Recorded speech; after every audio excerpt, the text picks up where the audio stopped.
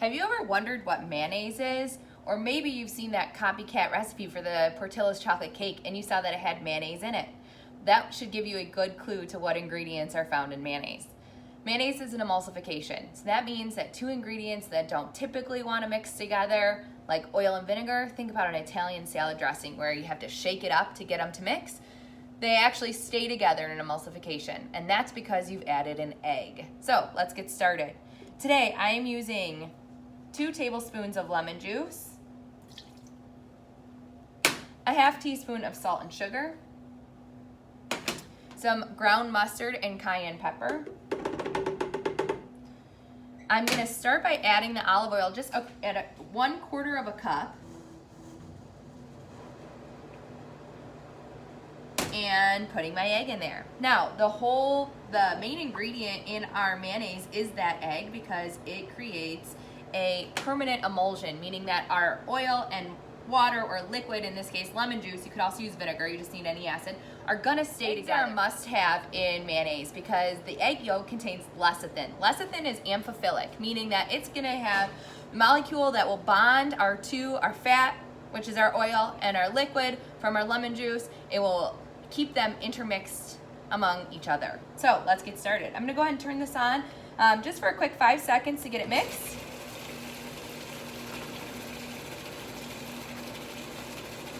Now, one of the most important things when making your own mayonnaise is to add the oil slowly. So when you're adding the oil, you really just want to start to drizzle it. If you add it too much, it's going to do what we call breaking, and that means that emulsification process isn't going to happen. The oil is going to stay separate. If you've ever looked at mayonnaise or eaten mayonnaise before, you know that when you look at it, it's just like a creamy white substance. You can't tell the difference between the egg and the oil and the liquid. So to do this, I'm using a blender. I'm going to take off the center insert of my blender, and I'm going to slowly drizzle the oil inside here. Now, this will spray out, so if you are going to do this at home, have a towel handy or something to cover up that hole when you're not adding the oil slowly. So I'm going to go ahead and keeping my blender on. I'm slowly drizzling the oil just a little bit at a time. This is going to give those molecules some time to create a bond.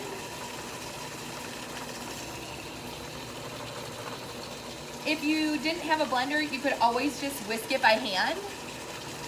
It will take a little bit longer and your arm may be tired, but it gives you a real feel for the thickness of your mayonnaise.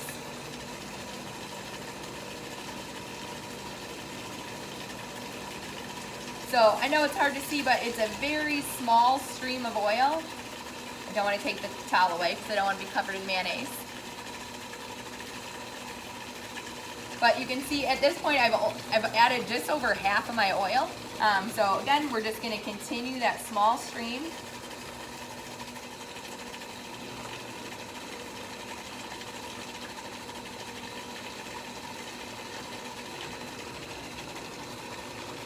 Okay.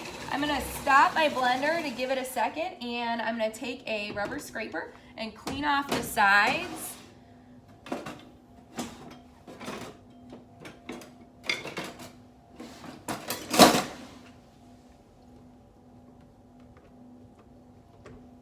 Looking good so far. No separation of that oil. It's getting emulsified from the lecithin in our egg yolk. And we're going to continue adding the oil. Now, because mayonnaise is a product that doesn't typically get cooked, we needed to be certain that we are using a pasteurized egg. So pasteurized egg, remember we talked about, means that it was heat treated, and then any of the bacteria that might have been on it is no longer on it or in it. And so because we're eating this technically raw, or a raw egg, we want to make sure that we are being safe and sanitary by using a pasteurized egg.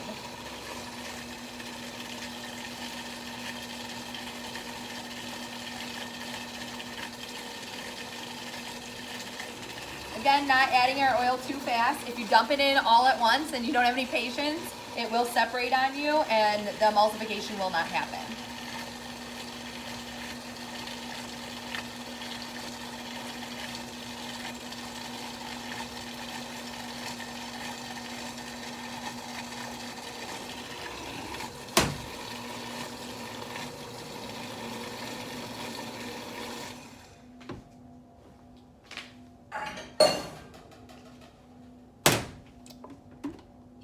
And there you have it, homemade mayonnaise.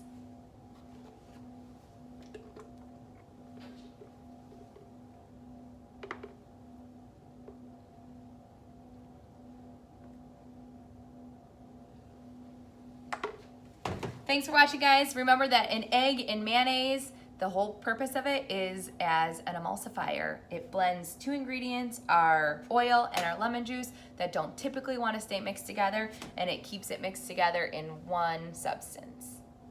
See ya.